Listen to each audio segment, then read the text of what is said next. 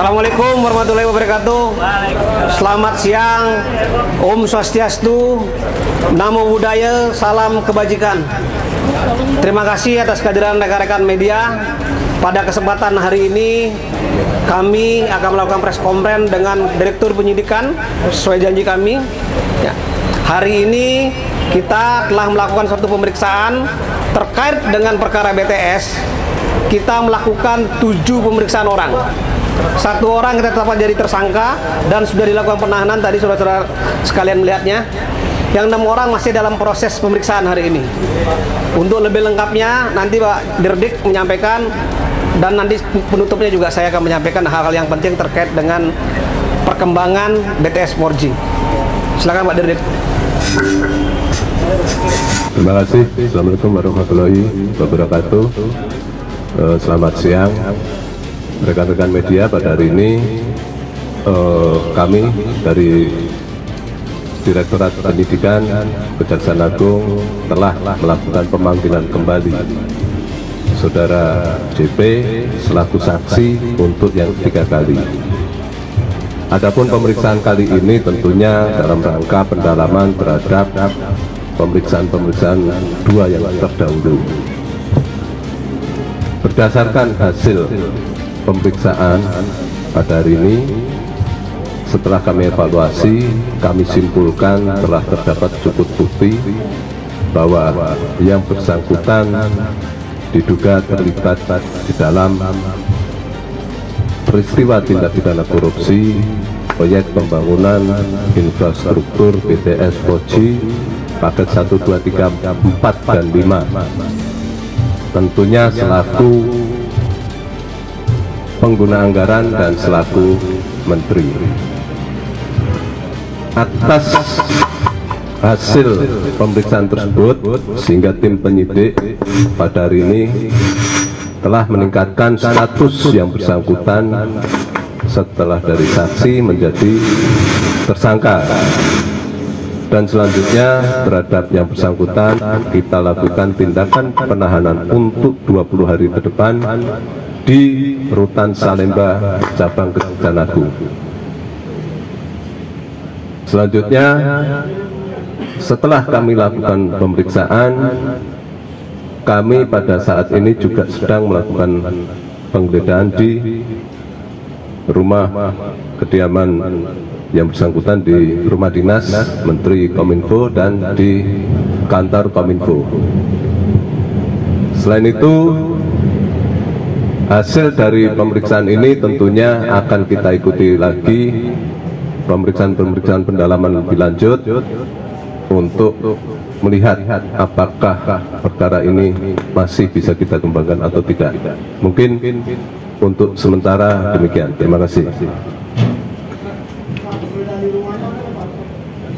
Oke, terima kasih. Ada tambahan dengan hasil penghitungan kerugian keuangan negara yang telah kami sampaikan beberapa hari terdahulu. Kasus ini telah menimbulkan kerugian negara sebesar 8 triliun 32 miliar rupiah. Ya. Selanjutnya kami serahkan pada Bapak Kapus Pen.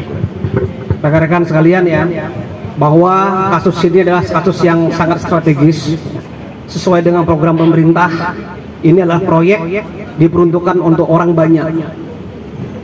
Maka proyek ini ditempatkan di pusat-pusat yang terluar, terpencil dan terdalam dan terdepan ya. Sehingga ini sangat-sangat dibutuhkan sekali oleh masyarakat, terutama yang mereka tinggal tadi. Untuk itu, kedepannya proyek ini tidak akan berhenti sampai di sini setelah dilakukan satu penyidikan. Kami kejaksaan punya kewajiban, punya tanggung jawab untuk mengawal proyek ini sampai selesai, sehingga program pemerintah untuk kepentingan masyarakat banyak dan masyarakat kecil dapat berjalan dengan baik. Ya, sekarang saya buka pertanyaan, jangan rebutan. Sebentar, kamu nanya dulu. Saya Taufik dari cnnindonesia.com. Izin bertanya Pak terkait dengan kasus ini. Kan tadi disebutkan bahwa kerugian negara dalam kasus ini mencapai 8 triliun. Apakah sudah diketahui berapa nilai korupsi yang dimanfaatkan atau diambil sendiri oleh Johnny J. Plate? Itu yang pertama. Yang kedua, apakah ada aliran dana terkait ke parpol beliau gitu?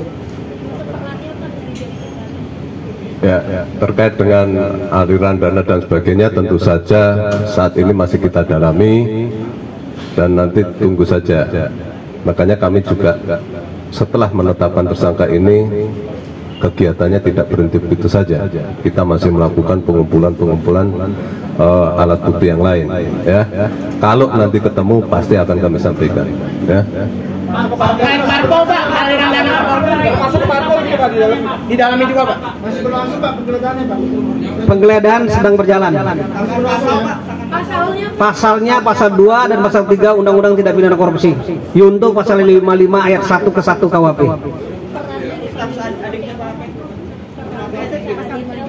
Perannya katanya Pak. Ya, perannya tadi kan sudah sampaikan bahwa yang bersangkutan diperiksa diduga keterlibatannya dalam terkait dengan jabatan yang bersangkutan selaku menteri dan selaku pengguna anggaran. Ya. Ada lagi? Terkait anggaran dia juga terlibat nggak Pak dalam penetapan tersangka kali ini? Kita masih mendalami semua, ya, dari hasil pemeriksaan BPKP kemarin disampaikan oleh Pak Jasagun dan Kepala BPKP. Ini kita pelajari dulu. Kita klarifikasi hasil pemeriksaannya, apakah ada aliran, apakah ada tadi digunakan untuk kepentingan lain, tentu masih ada dalam tahap didalami sama teman-teman penyidik. Pak, terkait info yang minta sumbangan 500 juta Pak setiap minggunya.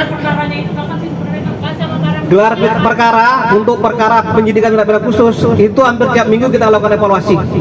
Hampir tiap Jumat melakukan evaluasi teman-teman penyidik, ya, tidak terfokus ini perkara apa, semua dapat dipenggelar, sehingga kita lakukan evaluasi. Pada hari ini kita dapat hasilnya.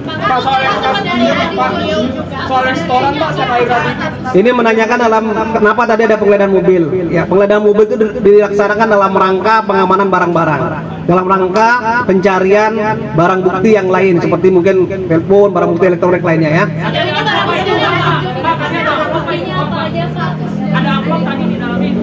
Nanti kita pelajari apa isinya, ya.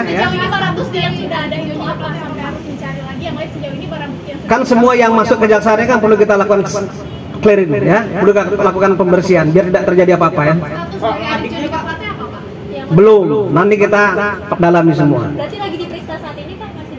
Ada 6 saksi dari 7 saksi tadi. Nah, nanti kita sampaikan, ya. Jam 2 kita sampaikan semua hasil pemeriksaannya dalam rilis. Yang 500 juta yang diminta oleh Kita masih dalam pendalaman satu-satu. Apakah ada sesuatu yang disita Pak dari Pak Plate? Apakah ada pembekuan aset atau rekening yang dilakukan oleh kejaksaan juga?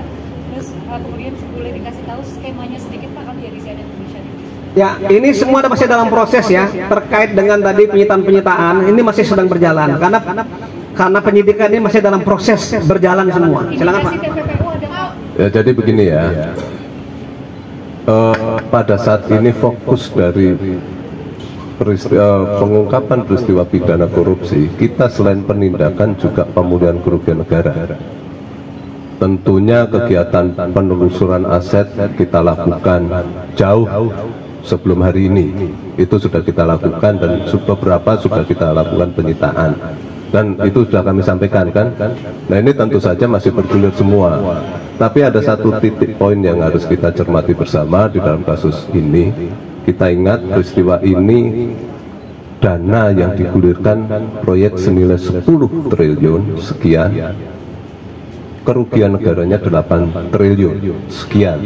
Nah, ini mungkin perlu harus kita cermati bersama bahwa ini bukan peristiwa pidana biasa. Mungkin demikian, ya. Saya kira itu, ya, rekan-rekan sekalian, ya, pertemuan pada siang hari ini, ya, biar nggak berpanjang lebar lagi, ya. Sekian dan terima kasih. Saya tutup press conference pada siang hari ini. Assalamualaikum warahmatullahi wabarakatuh dan Om Sanjati Om.